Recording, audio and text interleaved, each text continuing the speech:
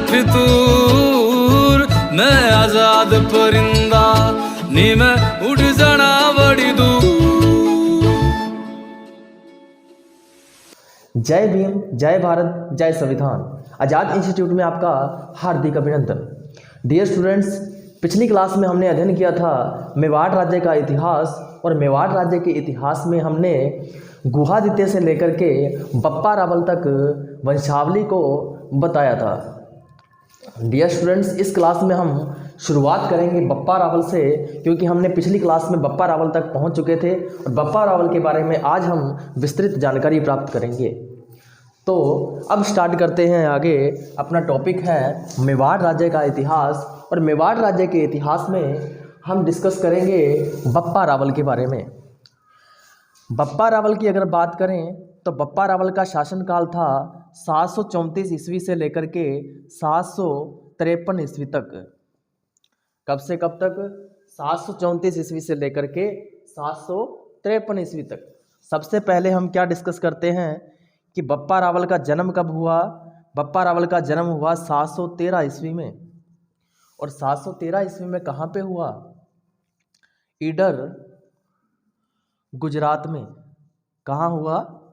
ईडर, गुजरात के अंदर। क्लियर? आगे बढ़ते हैं। इनके पिता का नाम, इनके पिता का नाम मैं पिछले क्लास में बता चुका हूँ कि पिता का नाम क्या था? महेंद्र द्वितीय। और ये महेंद्र द्वितीय वही महेंद्र द्वितीय है जिन्होंने भीलों पे घोर अत्याचार और पाप किए थे, और उसी के कारण भीलों के सरदारों ने सरदारों ने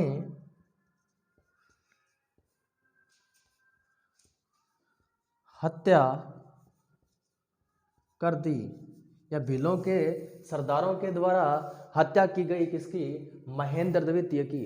और महेंद्र द्वितीय के बारे में हमने थोड़ा सा डिस्कस पिछली क्लास में कर चुके हैं, इसलिए मैंने इस क्लास में आपको बताया है कि महेंद्र द्वितीय महेंद्र द्वितीय की हत्या भीलों के सरदारों ने कर दी थी, और उसके बाद में उसी का पुत्र शासक बनता है। कौन है उसका पुत्र? बप्पा रावल। बप्पा रावल की और बात करें तो बप्पा रावल के बारे में कहा जाता है कि ये हरित ऋषि की गायें चराया करते थे। हरित ऋषि की गायें चराया करते थे। कौन से ऋषि की? हरित ऋषि की। और हरित ऋषि की गायें चराया करते थे। हरित ऋषि का एक आश्रम था, उसी आश्रम में ये ध्यान साधना के लिए बैठा करते थे। कौन? बप्पा रावल। चलिए अब चलते हैं हम आगे। सबसे बड़ी बात याद रखने वाली क्या है कि बात है 734 ईस्वी की। 734 ईस्वी में चित्तौड़गढ़, आपने नाम सुना होगा, चित्तौड़गढ़ पर आक्रमण किया। चित्तौड़गढ़ पर क्या किया? आक्रमण किया। और चित्तौड़गढ़ पर आक्रमण करके चित्तौड़गढ़ का शासक था उस टाइम, जिसका नाम था मान मौर्य। क्या नाम था? मान मौर्य। इस मान मौर्य को पराजित किया, यानी मान मौर्य को पराजित करके चित्तौड़गढ़ पर अधिकार करने वाला शासक कौन सा? बप्पा रावल।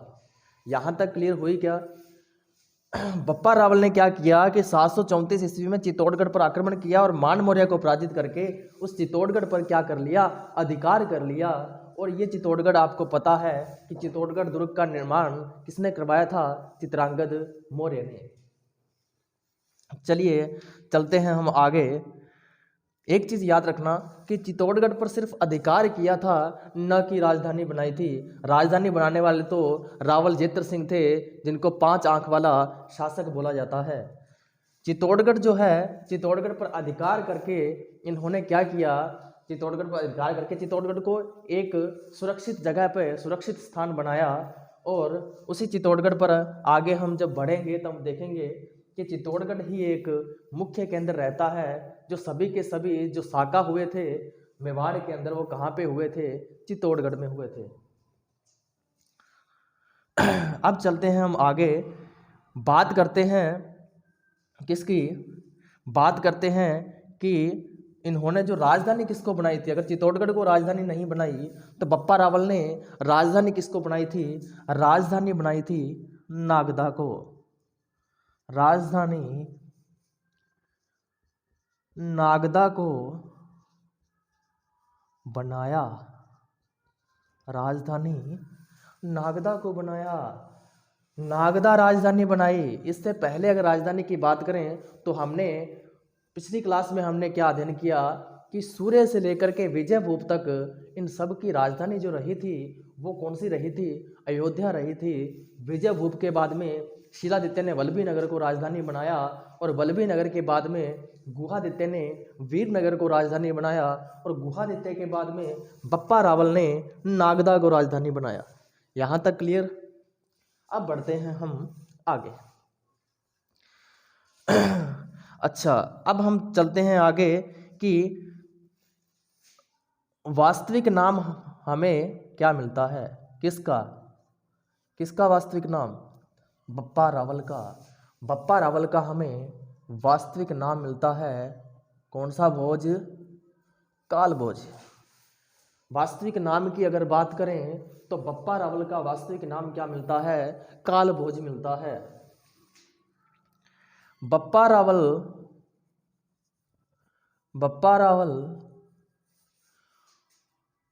गोहिल वंश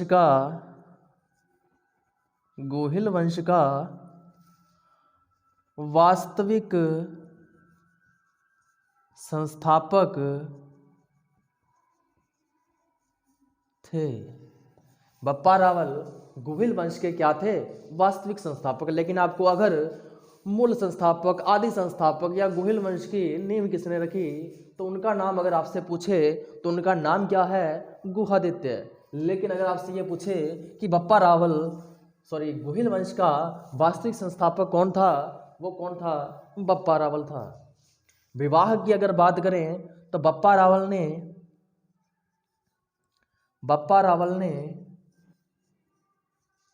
कुल बहुत कम विवाह किए। इतने विवाह तो आज के टाइम पे पॉसिबल ही नहीं है। इतने कम विवाह आज के टाइम पे कोई करवाता ही नहीं है। बप्पा रावल ने कुल 100 अंतर्राष्ट्रीय विवाह किए। 100 अंतर्राष्ट्रीय विवाह किए। कितने अंतर्राष्ट्रीय? 100 अंतर्राष्ट्रीय। लेकिन हाँ, ऑथेंटिक बुक में ये ज़्यादा प्रमाणिक नहीं माना जाता। ऑथेंटिक बुक में आलू रावल जो अल्लट जो इसके बाद में जो राजा आएगा उन्हीं का ही अंतर्राष्ट्रीय विवाह माना जाता है। लेकिन बप्पा रावल की कुछ ऐतिहासिक पुस्तकों में उनके कुल 100 अंतर्राष्ट्रीय विवाह के बारे में वर्णन दिया गया है। और 100 अंतर्राष्ट्रीय विवाह के अंदर 100 अंतर्राष्ट्रीय विवाह किए तो 100 ही तो रानियां होगी। कितनी रानियां थी? 100 रानियां। 100 में से 35 क्या थी? 35 मुस्लिम रानियां थी। 35 क्या थी? मुस्लिम रानियां थी। बिल्कुल बहुत कम रानियां थी। 100 ही तो रानियां थी किसकी? बप्पा रावल की। उसमें से 35 मुस्लिम रानियां थी। ठीक है, अब बढ़ते हैं हम आगे। चलिए, यहाँ तक क्लियर हुआ क्या? एक बार आप स्क्रीनशॉट ले लीजिए इसका। अगर आप नोट करना चाह रहे हैं, नोट्स बना रहे हैं तो फटाफट से इसको नोट्स कीजिए।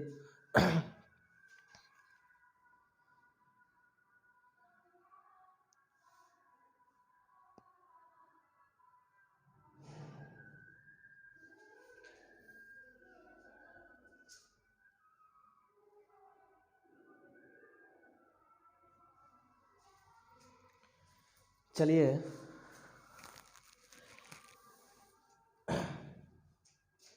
हाँ, एक चीज़ और याद रखिए कि रणकपुर प्रशस्ति में, कौन सी प्रशस्ति में? रणकपुर प्रशस्ति में बप्पा रावल व कालभोज, बप्पा रावल व कालभोज को अलग अलग बताया है। अलग अलग बताया है। ये भी आप याद रखोगे कि एक रणकपुर प्रशस्ति है। इस रणकपुर प्रशस्ति जो है इसमें एकमात्र ऐसी प्रशस्ति है जिसमें बप्पा रावल व काल भोज को अलग अलग बताया है। इस प्रशस्ति के अनुसार बप्पा रावल तो कोई और है और काल भोज कोई और है। कौन सी प्रशस्ति के अनुसार? रणकपुर प्रशस्ति के अनुसार। चलें आगे। यहाँ तक आपको मेरे ख्याल से सेकेंडरी मेमोरी में सेव होने वाला है। अभी तक मुझे पता है कि सेव पूरी तरीके से नहीं हुआ है, इसलिए आप इस वीडियो को बार बार देखें या फिर जो अपने नोट्स है उसको बार बार पढ़ें। तब आपको क्या होगा, जो आपकी सेकेंडरी मेमोरी है उसके अंदर आपका सेव हो जाएगा। और सुबह के टाइम पे वीडियो देखेंगे या सुबह के टाइम पे आप अपने नोट्स पढ़ेंगे तो आपकी सेकेंडरी मेमोरी जो है वो ज़्यादा एक्टिव होती है और उसके अंदर आपका ये सारा का सारा डाटा क्या हो जाएगा, फील्ड हो जाएगा। अब बढ़ते हैं हम आगे। चलिए,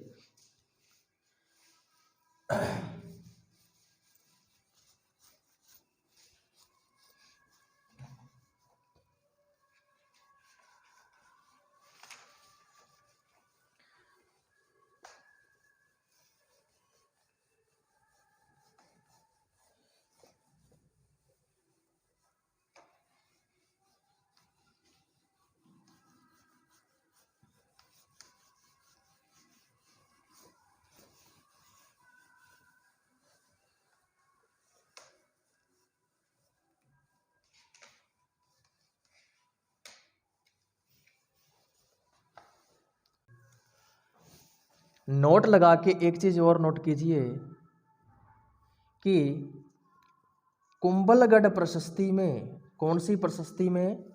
कुंभलगढ़ प्रशस्ति में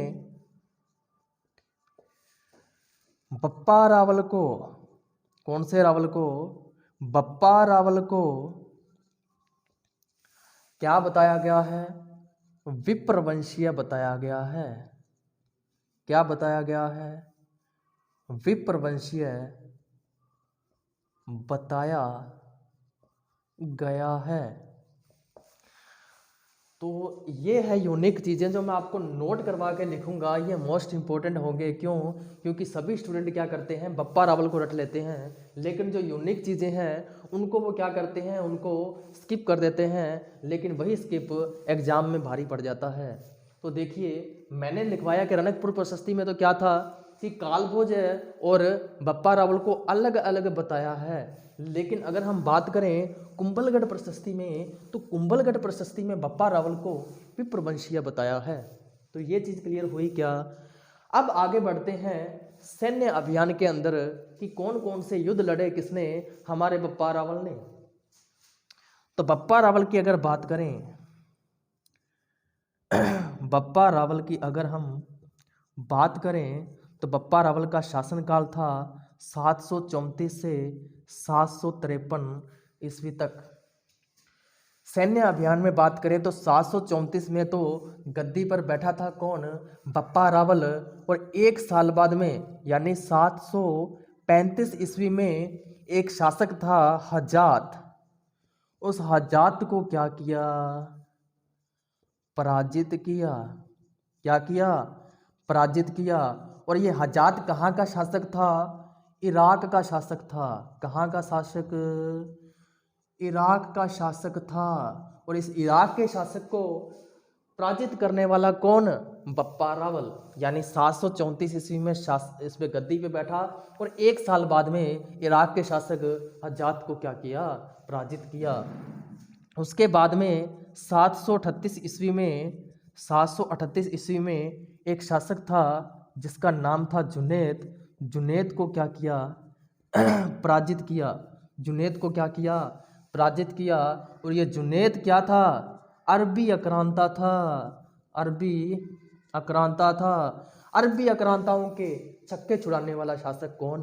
बप्पा रावल। कौन? बप्पा रावल। और यहाँ पे एक शासक था जिसका नाम था मोहम्मद बिन कासिम। क्या था? मोहम्मद बिन कासिम। इस मोहम्मद बिन कासिम को भी पराजित किया किसने? किसने? बप्पा रावल ने। और ये मोहम्मद बिन कासिम कौन था? जो ये हज्जात है उसी का ही दामाद था। क्या था? दामाद।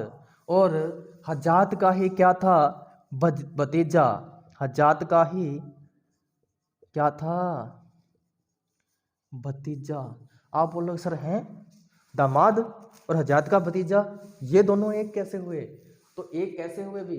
मैंने कहा मोहम्मद बिन कासिम है ना, हज्जात है, कैसे नाम है समझ गए होंगे, इसलिए हज्जात का भतीजा और दामाद। यहाँ तक आपको क्लियर हुआ क्या? यहाँ पे एक जगह पड़ती है अफगानिस्तान। कौन सी? अफगानिस्तान में एक स्थान है जिसका नाम है गजनी। और इस गजनी का शासक कौन था? सलीम। गजनी का शासक कौन? सलीम। जब सलीम को यह पता लगा कि मेवाड़ में बप्पा रावल जो है अपने साम्राज्य को विस्तार करता हुआ सभी दुश्मनों के छक्के छुड़ा रहा है, तो सलीम को डर हुआ कि कहीं ये अफगानिस्तान में ना पहुंच जाए। तो चुपके चुपके, चोरी चोरी, चुपके चुपके यहाँ से पहुंचता हुआ और मेवाड़ की तरफ रुख करने लगा। कौन? शासक कौन सा? सलीम। और अपने जो सैनिक जो थे, सैनिक टुकड़ी को साथ में ले जाते हुए इस मेवाड़ पे धावा बोलने के लिए किसने कदम आगे बढ़ाए? सलीम ने। तब बप्पा रावल हमारा कम है क्या? बप्पा रावल को न्यूज़ मिली भी गुप्त सूत्रों से, रो थी इसके पास। उस रो से जो गुप्त सेना होती है उससे बप्पा रावल को न्यूज़ मिली कि फलाने फलाने जगह का शासक सलीम, फलानी फलानी जगह कौन सी? गजनी। गजनी का शासक सलीम हमारे पे आक्रमण करने के लिए अपने कदम आगे बढ़ा चुका है, तो कदम बढ़ाए जा, तो भी कदम बढ़ाए जा। बप्पा रावल भी क्या हुआ? बढ़ाते हुए कदम यहाँ पहुँचा और घेर लिया किसको? सलीम को। और घेर के यूं मारा, पूछो मत कैसे मारा, कहाँ कहाँ मारा, और सलीम को पराजित करके भगा दिया यहाँ से। कहाँ से? अफगानिस्तान से। और यहाँ पे एक जगह पड़ती है, कौन सी? नाम सुना होगा, रावलपिंडी। रावलपिंडी जो है, यहाँ पे जो रावलपिंडी शहर है, इस रावलपिंडी शहर जो नाम है ये बप्पा रावल के नाम से ही पड़ा। तभी से इसका रावलपिंडी चौक यहाँ पे स्थापित किया। और रावलपिंडी चौक पे ही अपनी सैनिक चौकी जो है वो एक स्थापित कर दी। किसने? बप्पा रावल ने। तो बप्पा रावल के नाम से ही जो पाकिस्तान में रावलपिंडी है वो बप्पा रावल के नाम से ही वो रावलपिंडी नाम पड़ा। यहाँ तक मेरे ख्याल से ये सारा फॉर्मेट आपको याद हो गया होगा, समझ में आ गया होगा। याद तो आप करेंगे तभी याद होगा। मैं तो समझा सकता हूँ, मैं तो आपको एक दिशा दे सकता हूँ और उस दिशा पे चलना आपका काम है। अब बढ़ते हैं हम आगे।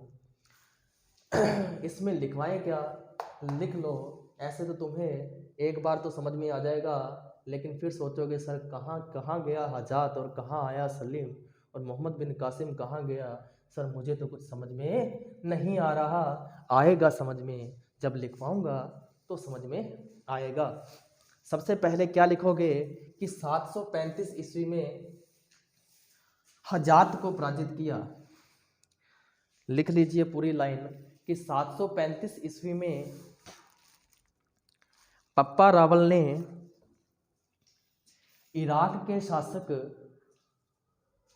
735 ईस्वी में बप्पा रावल ने इराक के शासक हज्जात को पराजित किया।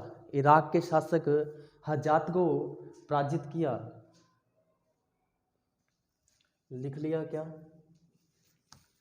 आगे लिखिए 738 ईस्वी में 738 ईस्वी में अरबी आक्रांता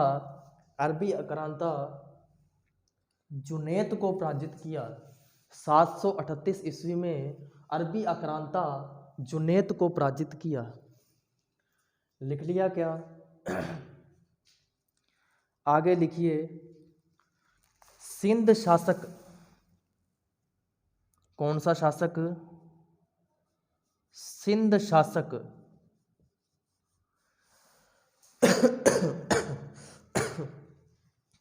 सिंध शासक दाहर सेन ने सिंध शासक दाहर सेन को मोहम्मद बिन कासिम ने पराजित कर सिंध शासक दाहर सेन को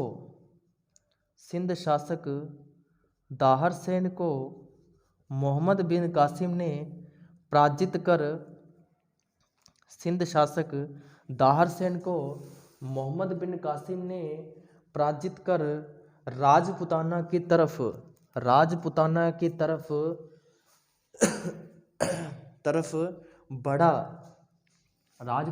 तरफ बढ़ा। यानी एक सिंध शासक था दाहर सेन, उसको पराजित किया। पराजित करने के बाद में जो मोहम्मद बिन कासिम था ये राजपुताना की तरफ बढ़ने लगा। ठीक है, तभी क्या हुआ, बप्पा रावल ने मोहम्मद बिन कासिम को पराजित किया। तभी बप्पा रावल ने मोहम्मद बिन कासिम को पराजित किया। क्लियर? आगे लिखिए, पाकिस्तान के रावलपिंडी शहर ब्रैकेट में लिखो बप्पा रावल के नाम पर लिख लिया। रावलपिंडी शहर में बप्पा रावल ने सैनिक चौकी स्थापित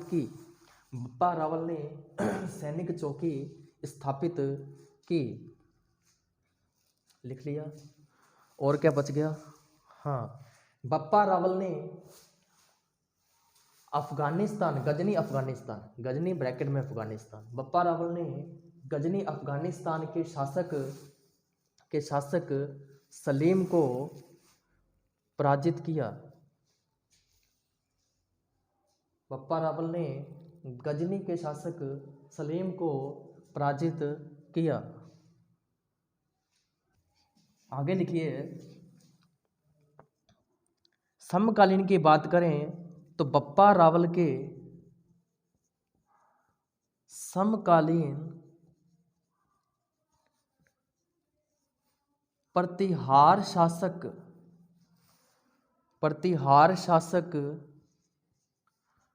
नागभट्ट प्रथम थे। कौन थे? नागभट्ट प्रथम थे। आगे बात करें कि बप्पा रावल के समकालीन चालुक्य या फिर चालुक्य को ही क्या बोला करते थे? सोलंकी। चालुक्य या सोलंकी ये कहाँ पे थे?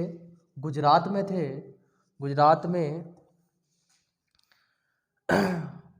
शासक विजयादित्य द्वितीय थे। याद कैसे रखेंगे? द्वितीय से द्वितीय आ रहा है तो विजयादित्य द्वितीय थे। किसके? बप्पा रावल के समकालीन। तो दो शासक थे। प्रतिहार की बात करें तो नागभट्ट प्रथम थे, और चालुक्य या सोलंकी की बात करें तो गुजरात में शासक कौन से थे? विजयादित्य द्वितीय थे। मैंने कहा कि समकालीन आप जरूर याद रखोगे। समकालीन से एक अच्छी कड़ी बनती है। तो अगर हमें एग्जामिनर कैसे भी हमें उलझाने की कोशिश करे कि इस काल के अंदर जो दिल्ली में क्या हो रहा था, गुजरात में क्या हो रहा था, अपने सिंध में क्या हो रहा था, या फिर गुजरात में और मालवा में क्या हो रहा था, तो ऐसे सारे के सारे अगर समकालीन भी हमें याद रहेंगे। इसलिए मैंने कहा कि जैसे ये सन बार बार क्यों लिखवा रहा हूँ, अगर ये सन हमें याद रहेगा तो हमें थोड़ा सा आइडिया भी लग सकता है। रट्टा मारने की हमें ज़रूरत नहीं है कि हमें पता है कि बप्पा रावल आए थे 734 से 753 के बीच, और 734 से 753 के बीच ही इनका शासनकाल हम याद करेंगे, इनका भी शासनकाल याद करेंगे, तो हम समकालीन हम खुद भी बना सकते हैं। इस तरीके से हम कॉन्सेप्ट से अगर हम इतिहास करेंगे तो हम इतिहास में भी कभी भी मात नहीं खाएंगे। इसीलिए हम कॉन्सेप्ट से ही पढ़ेंगे और कॉन्सेप्ट से ही हम पूरे इतिहास पे विवरण हम पढ़ेंगे। अब चलते हैं हम आगे। यहाँ तक क्लियर हुआ क्या? चलिए अब बढ़ते हैं हम आगे। थोड़ी सी विस्तृत चर्चा हम और कर लेते हैं। कई बार आरएएस में भी क्वेश्चन आए हैं जो अभी मैं करवाऊंगा आपको।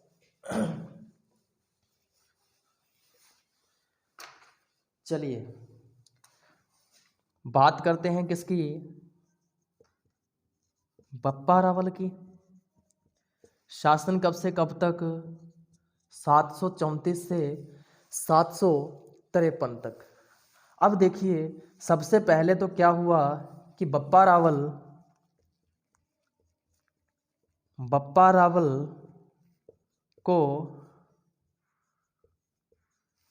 का अजमेर से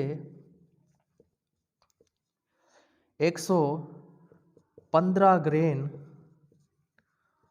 सोने का सिक्का प्राप्त हुआ। क्लियर? अजमेर से जो सोने का सिक्का प्राप्त हुआ, 115 ग्रेन सोने का सिक्का, किसका? बप्पा रावल का। यहीं से हमें कुछ प्रमाण मिले, तभी हमने बप्पा रावल के बारे में जाना। कैसे जाना? कि जो ये सिक्का था ना, ये सिक्का था, इस सिक्के पे 3 चीज़ें मिलती है। एक तो हमें मिलता है कामधेनु। कामधेनु क्या होता है? गाय होती है जो, वो मिलती है कामधेनु। और कामधेनु के बाद में हमें मिलता है बोप शब्द। और नंबर 3 पे हमें क्या मिलता है? त्रिशूल अंकित। क्लियर? इसकी एक साइड में तो कामधेनु, दूसरी साइड में क्या है? त्रिशूल अंकित है और बोप शब्द लिखा हुआ है। और इतिहासकारों ने यही अनुमान लगाया कि यह बोप कुछ और ना होकर के यही बोप क्या है? ये बप्पा है। और बप्पा रावल को ही बोप शब्द का नाम दिया गया है। किसमें? इस सिक्के के अंदर। चलिए यहाँ तक क्लियर हुआ क्या? पहली बात तो ये क्वेश्चन आ सकता है कि अजमेर से जो सोने का सिक्का प्राप्त हुआ, निम्न में से क्या क्या है? तो 3 ऑप्शन हमें दिया होगा। अगर हमें दे दे कि ऑल ऑफ दीज, तो हमारा आंसर क्या होगा? उपयुक्त सभी। अगर हम तीनों के अलावा कोई और शब्द मिला तो वो हमारा ऑप्शन नहीं होगा। ये तो हम बिल्कुल अच्छे तरीके से जानते ही हैं, ये तो आपको समझाने की ज़रूरत नहीं है। बाकी सारे आप समझदार हो। हमें तो क्या चाहिए? नॉलेज चाहिए। अगर नॉलेज है तो हमें कोई कितना भी घुमा दे, हम कभी भी घूमने वाले नहीं हैं। चलिए उसके बाद में राजधानी कौन सी बनाई?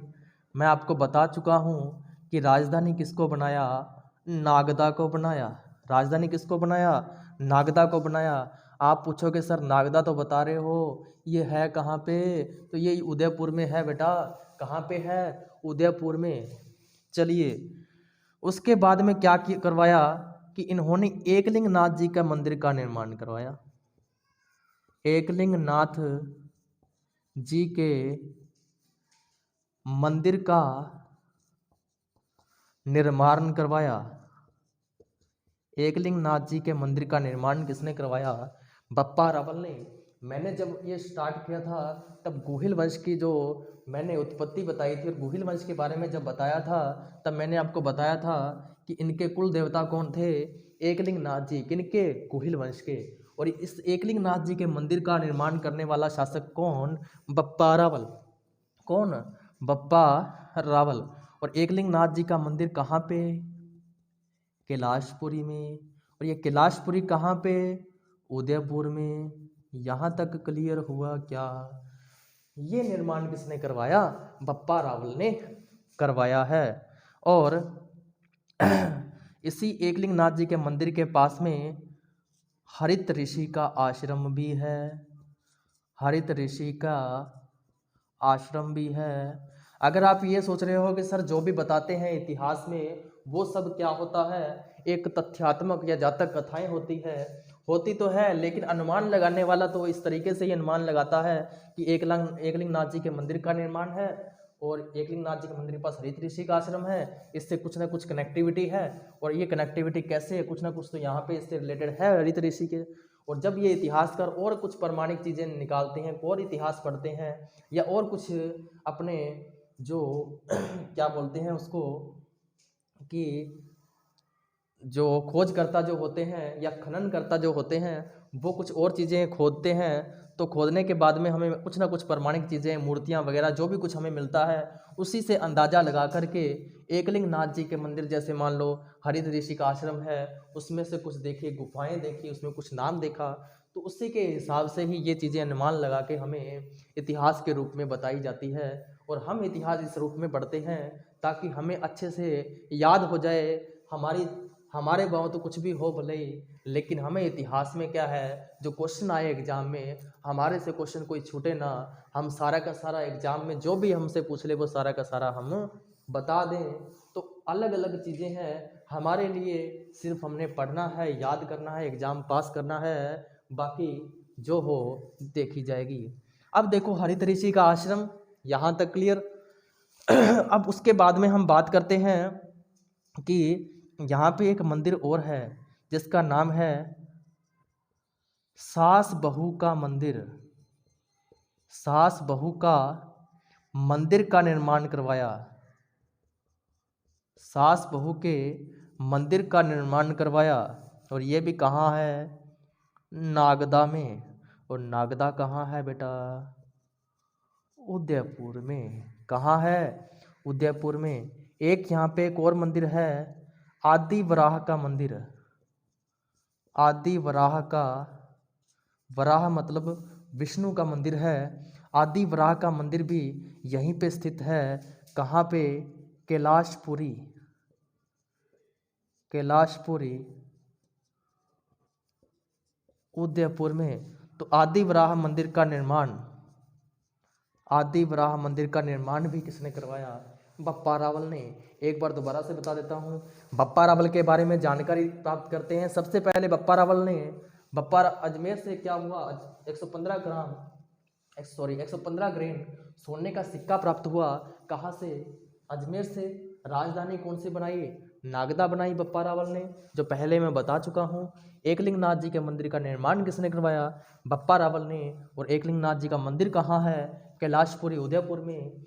हरित ऋषि का आश्रम भी एकलिंगनाथ जी के मंदिर के पास में ही है। उसके बाद में आदि वराह का मंदिर का निर्माण करवाया, वो भी कहाँ पे है, कैलाशपुरी उदयपुर में। सास बहू के मंदिर का निर्माण करवाया, जो कहाँ पे है, नागदा उदयपुर में। और जो सिक्का है, सिक्के में ये आप मोस्ट इम्पोर्टेंट लगा के लिख लो भी, स्टार लगा देना कि ये आपने ज़रूर याद करना है कि सिक्के पे कामधेनु है, बॉब शब्द है और त्रिशूल अंकित है। ये तीन चीज़ें आप अपने दिमाग के अंदर, सेकेंडरी मेमोरी के अंदर बिल्कुल सेव कर लेना, ताकि डाटा कभी भी डिलीट ना हो। और अनडिलीटेड डाटा कर लो कि हमेशा के लिए आपको ये याद रहे कि बार बार इतिहास पढ़ने की ज़रूरत ना पड़े, इतिहास हमारे अंदर ही समा जाए। इसीलिए इतिहास को इस तरीके से पढ़ो कि इतिहास कभी भी आप भूल ना पाओ।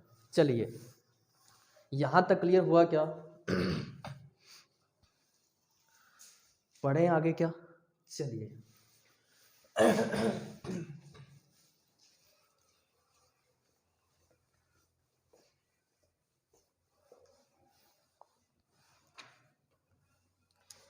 अब फिर करते हैं पोस्टमार्टम किसका, बप्पा रावल का।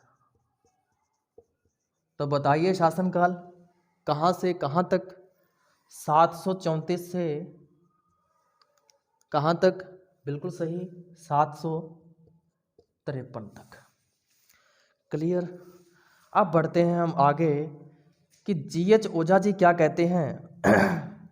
जीएच ओझा क्या कहते हैं, जीएच ओझा के अनुसार, जीएच ओझा के अनुसार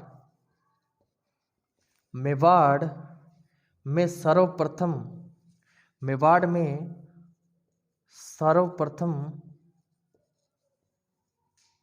सोने के सिक्के मेवाड़ में सर्वप्रथम सोने के सिक्के बप्पा रावल ने चलाए। बप्पा रावल ने चलाए। ये किसका कहना है? इस GH ओझा का, गौरी शंकर हीराचंद ओझा का, कि मेवाड़ में सर्वप्रथम सोने के जो सिक्के चलाए, उस सोने के सिक्के चलाने वाला कौन सा शासक है? बप्पा रावल है। क्लियर। आगे चलते हैं और क्या मिलता है इनके बारे में कि 753 ईस्वी में, 753 ईस्वी में बप्पा रावल ने क्या किया था? राज जो कार्य है, राज कार्य से संन्यास ले लिया। राज कार्य से क्या ले लिया? संन्यास ले लिया। किसने? बप्पा रावल ने। ठीक है। उसके बाद में इनकी समाधि हमें कहाँ मिलती है? समाधि कहाँ मिलती है? कैलाशपुरी, उदयपुर में। कैलाशपुरी, उदयपुर में। एक चीज और, कर्नल जेम्स टोड को तो हम भूल ही गए, ये कहाँ चुप रहने वाले हैं। कर्नल जेम्स टोड जी क्या कहते हैं? कर्नल जेम्स टोड के अनुसार, कर्नल जेम्स टोड के अनुसार बप्पा रावल की समाधि, बप्पा रावल की समाधि जो है वो कहाँ हुई? समाधि है या फिर बप्पा रावल की मृत्यु? क्या लिखोगे? के अनुसार बप्पा रावल की मृत्यु लिखिए, समाधि नहीं, मृत्यु। मृत्यु कहाँ है? खुरासन, खुरासन में हुई, ये बता रहे हैं। समाधि तो फिक्स है, समाधि तो हमें मिल गई। कहाँ पे? कैलाशपुरी, उदयपुर में। और कर्नल जेम्स टोड के अनुसार बप्पा रावल की मृत्यु खुरासन के अंदर हुई। ये कहने वाले कौन से इतिहासकार? अपने घोड़े वाले बाबा कर्नल जेम्स टोड। तो यहाँ तक अपना बप्पा रावल क्लियर होता है। बप्पा रावल के बारे में कुछ जातक कथाएं भी है कि हरित ऋषि की गायें चराया करते थे। हरित ऋषि क्या हुए, एक बार जब जाने वाले थे तो उन्हें पहले कह गए कि बप्पा रावल को कि तुम्हें उस टाइम पे पहुंचना ही है। उस टाइम पे वो पहुंचे नहीं। उसके बाद में जो हरित ऋषि, कुछ जातक कथाएं बताते हैं कि कुछ थूक दिया और थूकने के बाद में क्या हुआ कि उन्होंने बोला कि अपना मुंह खोलो। ऐसे कुछ कथाएं हैं। मैं ऐसी जातक कथाएं के बारे में आपको मैं बिल्कुल नहीं बताऊंगा। पहली बात तो ये कि एग्जाम में ऐसा कोई क्वेश्चन नहीं मिलता कि थूकने पे क्या थूका था, क्या वो बप्पा रावल उस टाइम पे नहीं पहुंचे थे, क्या नहीं पहुंचने पे क्या हुआ, क्या नुकसान हुआ। ऐसी जातक कथाओं के बारे में कभी भी एग्जाम में क्वेश्चन नहीं बनता। हमने क्या करना है? हमने प्रमाणिक चीज़ें ही पढ़नी है। जो प्रमाण, जो इतिहासकार प्रमाण दे रहे हैं उसी प्रमाणिक चीज़ों के बारे में पढ़ेंगे। हम ज़्यादा जातक कथाओं के बारे में डिस्कस नहीं करेंगे, ना तो हमें उनसे कुछ लेना देना। और ऐसी घटनाएं क्या काम की जो हम स्टोरियों से ही पढ़ लें, और स्टोरियां कभी भी नहीं आती। टाइम वेस्ट हम बिल्कुल नहीं करेंगे। जो बताएंगे वही क्वेश्चन में छपेगा। छपेगा तो छपेगा, इसका कोई भी ऐसी चीज़ नहीं है कि नहीं छपेगा। जो करवा रहे हैं उन्हीं में से क्वेश्चन बनता है। तो देखिए, सबसे पहले GH ओझा के अनुसार सोने के सिक्के चलाने वाला शासक कौन? बप्पा रावल। बप्पा रावल ने राजकार्य से संन्यास ले लिया। कब? 753 ईस्वी में। 734 से 753 क्लियर हुआ। समाधि कैलाशपुरी, उदयपुर में क्लियर हुआ। कर्नल जेम्स टोड के अनुसार बप्पा रावल की मृत्यु कहाँ हुई? खुरासन में हुई। यहाँ तक अपने बप्पा रावल क्या हुआ? क्लियर हुआ। अब बढ़ते हैं हम आगे, फटाफट से नोट कर लीजिए।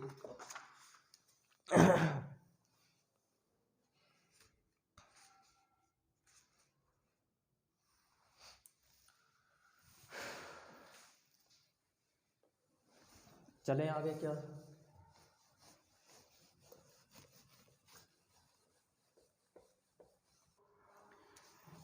बप्पा रावल के बारे में क्लियर हुआ क्या?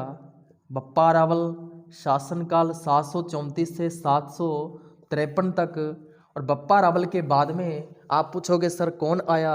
बिल्कुल बताएंगे। बप्पा रावल के बाद में आया खुमान। कौन आया? खुमान आया। खुमान के बाद में कौन आया? भरत भट्ट। भरत भट्ट प्रथम आया। और भरत भट्ट प्रथम के बाद में मत्तट आया। कौन आया? मत्तट आया। और मत्तट के बाद में कौन आया? भरत भट्ट द्वितीय आया। कौन आया? भरत भट्ट द्वितीय आया। और भरत भट्ट द्वितीय के बाद में कौन आया? अल्लट आया। कौन आया? अल्लट आया। इस अल्लट के बारे में हमें कुछ प्रमाणिक चीज़ें मिलती है। अल्लट के बारे में हम डिस्कस करते हैं। अल्लट को ही क्या बोलते हैं? आलू रावल बोलते हैं। खाने वाला आलू नहीं, शासक है ये कौन? अल्लट। शासनकाल हमें कोई प्रमाणिक नहीं मिलता है, इसीलिए हम शासनकाल के बारे में चर्चा नहीं करेंगे। इतिहासकार इसके बारे में मौन है। अल्लट के बारे में बात करते हैं। सबसे पहले तो कौन थे? भरत भट्ट द्वितीय के क्या थे? पुत्र थे। भरत भट्ट द्वितीय के क्या थे? पुत्र थे।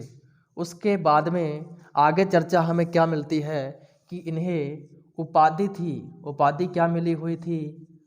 आलू रावल की उपाधि मिली हुई थी। कौन से रावल की? आलू रावल की। उसके बाद में ये प्रथम शासक है।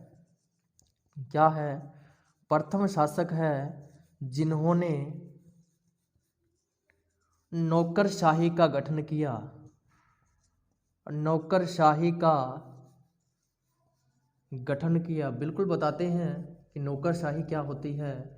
नौकरशाही ये होती है कि पैसे देकर के, पगार देकर के जो नौकर रखते हैं, जो सरकारी ही मान लो उस टाइम पे आलू रावल के कुछ मान लो जो प्रशासक में थे या प्रशासन के अंदर थे या फिर कुछ अधिकारी रखे हुए थे जो उनको पगार दी जाती थी, उन्हीं का गठन किसने किया था? नौकरशाही का गठन करने वाले प्रथम शासक अगर आपसे पूछे तो कौन? अल्लट। और अल्लट कौन? आलू रावल। चलिए अब चलते हैं हम आगे। सबसे पहली चीज़, सबसे बड़ी चीज़ जो क्वेश्चन में बार बार पूछे जाती है कि ये प्रथम शासक है। क्या है? प्रथम शासक है जिन्होंने अंतरराष्ट्रीय विवाह किया। अंतरराष्ट्रीय विवाह किया। आप सोच रहे हो सर हमें तो बप्पा रावल के बारे में आपने बताया था, 100 रानियां थी, 35 मुस्लिम रानियां थी, तो आपने भी वो अंतर्राष्ट्रीय विवाह बताया था, लेकिन वो क्या था? वो प्रमाणिक नहीं था। लेकिन ये क्या है? ये प्रमाणिक है। तो एग्जामिनर अगर क्वेश्चन पूछेगा तो हमने आंसर क्या देना है? अल्लट ही देना है कि प्रथम अंतर्राष्ट्रीय विवाह करने वाले शासक कौन है? अल्लट है। हुआ किसके साथ? किसके साथ हुआ? यहां लिख देता हूं, हूण की राजकुमारी हरिया देवी के साथ। हरिया देवी के साथ। आप कहोगे सर ये कैसा नाम है हरिया देवी? बिल्कुल नाम है। कहानी बताएं थोड़ी सी। हुआ क्या कि जो अल्लट है, अल्लट क्या है? उसका नाम क्या है? आलू रावल। आलू रावल ने क्या चलाई? फेसबुक चलाई। क्या चलाई? फेसबुक चलाई। और फेसबुक पे आईडी बनाई किसके नाम से? आलू रावल के नाम से। किसके नाम से? आलू रावल के नाम से। और ये फेसबुक चलाने लगा। फेसबुक पे जब देखा कि फेसबुक तो बड़ी अच्छी चीज़ है, पोस्टें डालता था, आलू आलू की सब्जी डाला करता था, आलू ही आलू डाला करता था, तो क्या हुआ? और आलू की ही प्रोफाइल पिक लगाई हुई थी। अब क्या हुआ? आलू रावल के नाम से था तो आलू से ही क्या बनाएगा? आलू आलू वाले ही तो सजेस्टेड फ्रेंड दिखाएगा। सजेस्टेड फ्रेंड दिखाएगा। सजेस्टेड फ्रेंड दिखाएगा तो फिर क्या हुआ कि जो आलू जो था, आलू रावल जो था, सजेस्टेड फ्रेंड में क्या ऐसे तो दिखाएगा? क्या दिखाएगा? गोपी देवी। और क्या दिखाएगा? गाजर देवी। और क्या दिखाएगा? पालक देवी। और क्या दिखाएगा? हरिया देवी। आलू कैसी सब्जी होती है? आलू ऐसी सब्जी होती है जो क्या है, हरी भरी नहीं होती, जो क्या नहीं होती, हरी भरी नहीं होती। और अब हरी सब्जियों में आलू नहीं आता, तो हमें पता है कि अपोजिट जो चीज़ें होती हैं वो आपस में क्या होती है, अट्रैक्ट होती है। तो आलू जो है, आलू क्या था, हरा भरा नहीं था, इसीलिए उसने देखा कि ये तो चलो छोड़ो, हमने क्या है, मैंने तो देखना है ये क्या है, हरिया देवी। हरिया देवी की तरफ क्या हुआ, अट्रैक्ट हुआ और क्या कर दिया। दो ऑप्शन आते हैं, एक तो आता है ऐड फ्रेंड और एक क्या आता है, रिमूव। ऐड फ्रेंड वाला दिखाया और ऐड फ्रेंड वाला दिखाने के बाद में क्या कर दिया, क्लिक कर दिया और रिक्वेस्ट गई किसके पास, हरिया देवी के पास। क्या गई, रिक्वेस्ट गई और रिक्वेस्ट एक्सेप्ट किसके द्वारा, हरिया देवी के द्वारा। हरिया देवी ने भी देखा, अरे हरे भरे तो मैं भी हूँ, मैंने क्या देखा, देखना है रूखा सूखा। तो रूखा सूखा की तरफ कौन अट्रैक्ट हुई, हरिया देवी। और रिक्वेस्ट एक्सेप्ट करने के बाद में दोनों के दोनों क्या हो गए, फ्रेंड हो गए, आपस में फेसबुक फ्रेंड हो गए। हाय हेलो हुआ और हाय हेलो होने के बाद में आदान प्रदान हुआ नंबर का। और उसके बाद में इसने पूछा इससे कि हरिया देवी कहाँ की हो तुम। उसने कहा है से हरिया, है से हुण, है से हरिया और है से हुण, मैं हुण की राजकुमारी हूँ हरिया देवी। अच्छा, है से हरिया, है से हुण, तो ठीक है, मैं भी कहाँ का हूँ, आलू रावल। ऐसे आलू रावल, ऐसे अल्लट, ऐसे आलू रावल, ऐसे अल्लट। अब क्या हुआ कि उसने कहा चलो ये तो ठीक है, लेकिन हो कहाँ से। इसने कहा आई एम इंडियन। क्या हूँ, आई एम इंडियन, मैं भारतीय हूँ। उसने कहा ओके, भारतीय हो तो ठीक है, लेकिन बेटा जी आप आओगे कैसे, आप आओगे कैसे। उसने कहा मैं कोई छोटी मोटी चीज़ थोड़ी हूँ, बप्पा रावल के बाद में महान शासक मैं ही तो हूँ। कौन, आलू रावल। चलो हम बनाते हैं क्या, वीज़ा बनाते हैं। वीज़ा बनाने के बाद में मैं आता हूँ यहाँ पे विवाह करने के लिए। चलिए वीज़ा अप्लाई किया, वीज़ा अप्लाई किया, लेकिन ये यहाँ तक नहीं पहुँच पाया, ये यहाँ तक नहीं पहुँच पाया। फिर क्या हुआ, हरिया देवी जो है, हरिया देवी भी दोनों लग गए वीज़ा बनाने के लिए। जिसका वीज़ा पहले बनेगा वही यहाँ पे आके शादी करके रहने लग जाएगा। उसके बाद में क्या हुआ कि उसने कहा आलू रावल ने कि मुझे इंग्लिश सिखाइए। तो हरिया देवी ने इसको क्या सिखाई, इंग्लिश सिखाई। इंग्लिश सिखाने के बाद में जब आलू रावल परफेक्ट हुआ इंग्लिश में, तब वीज़ा वालों ने कहा now you are eligible for going to हुन।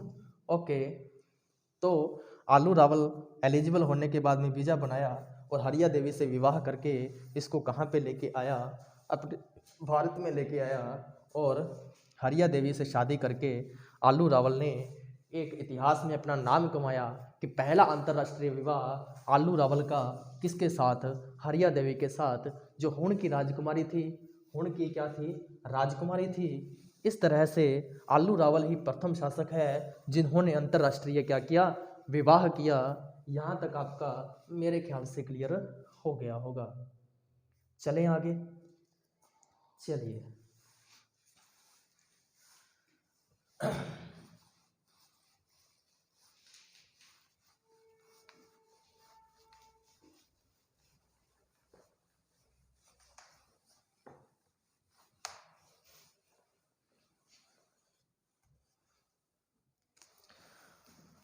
आगे लिखते हैं कि अल्लट ने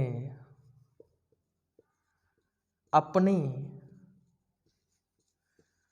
राजधानी आहड़ को बनाया। किसको बनाया, आहड़ को बनाया। ऐसे अल्लट, ऐसे आलू रावल और ऐसे आहड़। और बप्पा रावल ने कौन सी राजधानी बनाई थी, नागदा राजधानी बनाई थी। लेकिन अल्लट ने अपनी राजधानी कौन सी बनाई, आहड़ को अपनी राजधानी बनाया। उसके बाद में लिखिए इनके शासनकाल में, इनके शासनकाल में आहड़ में, इनके शासनकाल में आहड़ में एक शिलालेख था, उस शिलालेख का नाम क्या है? इनके शासनकाल में आहड़ में सारनेश्वर शिलालेख, सारनेश्वर शिलालेख प्राप्त हुआ। ये इंपॉर्टेंट है।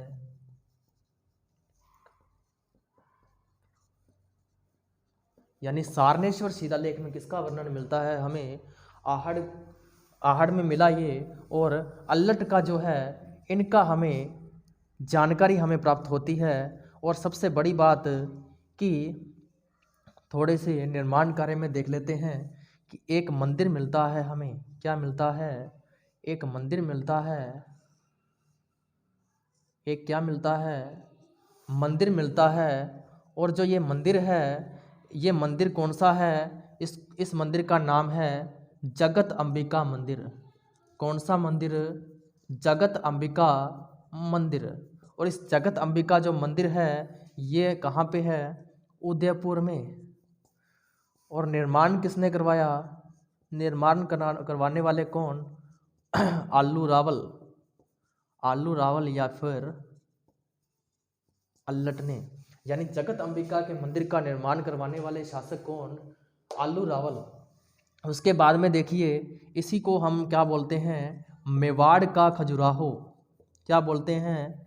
मेवाड़ का खजुराहो, मेवाड़ का खजुराहो। और इसी को क्या बोलते हैं? शक्तिपीठ। क्या बोलते हैं? शक्तिपीठ बोलते हैं। और निर्माण तो हमें बता दिया मैंने कि आलू रावल में।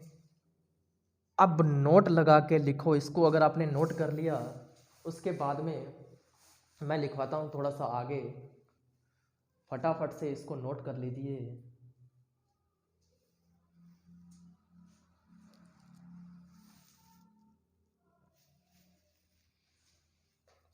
चलिए अब चलते हैं हम आगे। अगर आपसे ये पूछे कि खजुराहो जो मुख्य मंदिर है वो कहाँ पे है? खजुराहो मंदिर, तो खजुराहो मंदिर कहाँ पे है? मध्य प्रदेश में। कहाँ पे है? मध्य प्रदेश में। यहाँ तक पहला क्वेश्चन क्लियर हुआ कि अगर मुख्य खजुराहो मंदिर पूछे तो वो तो कहाँ पे है? मध्य प्रदेश में। अगर आपसे पूछे कि राजस्थान का खजुराहो, राजस्थान का खजुराहो अगर आपसे ये पूछ ले तो ये कौन सा है? किराड़ू मंदिर। किराड़ू मंदिर जो है वो कहाँ पे है? बाड़मेर में। कहाँ पे है? बाड़मेर में है। और कौन सा? हाड़ौती का खजुराहो पूछ ले अगर आपसे, हाड़ौती का खजुराहो ये कहाँ पे है? बड़देवरा। और बड़देवरा कहाँ है? बारां में है। क्लियर? कौन सा है? बड़देवरा। और बड़देवरा कहाँ पे है? बारां में है। यहाँ तक मेरे ख्याल से आपको बिल्कुल क्लियर हो गया होगा। यहाँ तक मेरे ख्याल से आपको दिक्कत आने वाली नहीं है। तो क्या क्या बताया? राजधानी आहड़, ऐसे आलू रावल, ऐसे अल्लट, ऐसे आहड़। आहड़ में सारनेश्वर शिलालेख प्राप्त हुआ। इन्होंने निर्माण किसका करवाया? जगत अंबिका मंदिर का। कहाँ पे? उदयपुर में। आलू रावल ने निर्माण करवाया। मेवाड़ का खजुराहो किसको बोला जाता है? जगत अंबिका मंदिर को। और मेवाड़ की शक्तिपीठ कौन सी है? जगत अंबिका मंदिर है। अगर मुख्य खजुराहो मंदिर पूछे तो मध्य प्रदेश। राजस्थान का खजुराहो पूछे तो किराड़ू मंदिर। और हाड़ौती का खजुराहो अगर पूछे आपसे तो बड़देवरा। कहाँ पे? बारां के अंदर। यहाँ तक मेरे ख्याल से आपको क्लियर हो गया होगा। थोड़ा सा डिस्कस हम आगे और कर लेते हैं।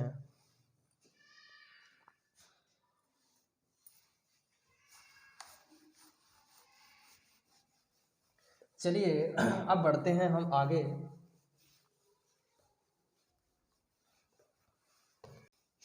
देखिए, सबसे पहले हमने बात की अल्लट की। अल्लट के बाद में शासक बनता है नरवाहन। और नरवाहन के बाद में शासक बनता है शालवाहिन द्वितीय। कौन बनता है? शालवाहिन द्वितीय। और शालवाहन द्वितीय के बाद में शासक जो बनता है वो बनता है शक्ति कुमार। और जो शक्ति कुमार है इसकी थोड़ी सी हम चर्चा कर लेते हैं, कई बार एग्जाम में क्वेश्चन बनता है। सबसे पहले बताते हैं आपको कि मालवा शासक था। मालवा कहाँ पे है? मध्य प्रदेश में। और मालवा शासक जो है उसका नाम हमें मिलता है मुंज परमार। क्या मिलता है? मुंज परमार। और मुंज परमार का एक छोटा भाई जिसका नाम मिलता है नरशंशाक। क्या मिलता है? नरशंशाक। इन्हीं का एक पुत्र था जिसका नाम था भोज परमार। क्या नाम था? भोज परमार। भोज परमार क्या करता है कि इस शक्ति कुमार पे आक्रमण करके पराजित कर देता है। आक्रमण कर क्या कर देता है? पराजित कर देता है। और जो इसकी जो जगह थी, जो राजधानी थी, यहीं पर क्या करता है, यहाँ पे क्या करता है भोज परमार? त्रिभुवन नारायण मंदिर का निर्माण करता है। त्रिभुवन नारायण का मंदिर का निर्माण करता है कौन? भोज परमार। इसी को ही त्रिभुवन परमार बोला जाता है। इसी को ही क्या बोला जाता है? त्रिभुवन परमार बोला जाता है। और त्रिभुवन परमार जो है इन्हीं के नाम से ये अपना एक मंदिर बनवा लेता है। कहाँ पे? त्रिभुवन नारायण का मंदिर यहाँ पे। और ये इसी त्रिभुवन नारायण मंदिर को वर्तमान में क्या बोला जाता है? वर्तमान में मोक्कल मंदिर के नाम से जाना जाता है। मोक्कल मंदिर के नाम से जाना जाता है। क्लियर हुई क्या? अल्लट आया, नरवाहन आया, शालवाहन द्वितीय आया, शक्ति कुमार आया। शक्ति कुमार के समकालीन मालवा शासक जो था मुंज परमार, उसका छोटा भाई नरशंशाक था। उसका पुत्र का नाम भोज परमार या त्रिभुवन परमार था। इसने शक्ति कुमार पे आक्रमण किया और आक्रमण करके इसकी जो यहाँ पे राजधानी थी, राजधानी कौन सी चल रही है? आहड़ ही तो चल रही है। उसी आहड़ में इन्होंने क्या किया? एक त्रिभुवन नारायण का मंदिर का निर्माण कर दिया। और त्रिभुवन नारायण के मंदिर का निर्माण करके त्रिभुवन नारायण का मंदिर का निर्माण करके इन्होंने क्या किया? इन्होंने यहाँ पे कब्जा करना, धीरे धीरे अधिकार करना शुरू कर दिया। शक्ति कुमार ने क्या किया? शक्ति कुमार गया किसके पास? एक राष्ट्रकूट शासक था, राष्ट्रकूट शासक धवल। राष्ट्रकूट शासक धवल के पास सहायता के लिए गया। तो राष्ट्रकूट शासक धवल ने इसकी सहायता की और वापस से भोज परमार को हरा करके जो राजपाट था वो वापस किसको दे दिया? शक्ति कुमार को दे दिया। और शक्ति कुमार के बाद में आगे की वंशावली हम डिस्कस करते हैं आगे।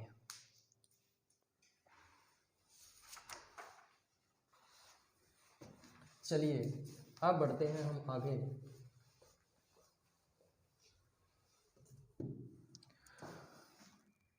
अब कौन सा शासक आया? शक्ति कुमार आया। शक्ति कुमार के बाद में कौन बनता है शासक? अंबा प्रसाद। और अंबा प्रसाद के बाद में शुचि वर्मा। और शुचि वर्मा के बाद में शासक बनता है कौन? हस्तपाल। और हस्तपाल के बाद में कौन बनता है? वैरी सिंह। वैरी सिंह ने क्या किया? वैरी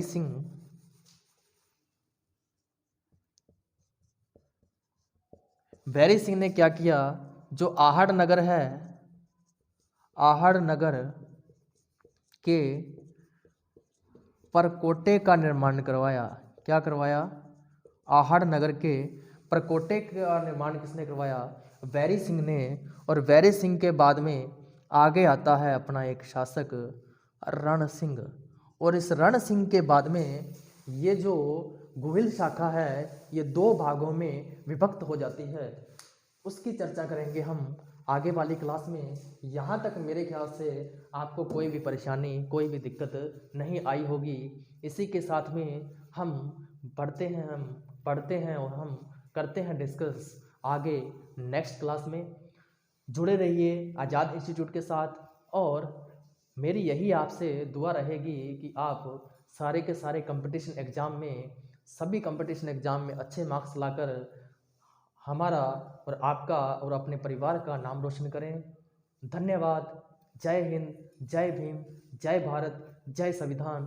जुड़े रहिए आज़ाद इंस्टीट्यूट के साथ और बढ़ते रहिए इसी तरह आगे, और कभी भी आप पीछे मुड़ के ना देखें और आगे ही बढ़ते हुए अपने मुकाम को हासिल करें। यही मेरी दुआ रहेगी। धन्यवाद।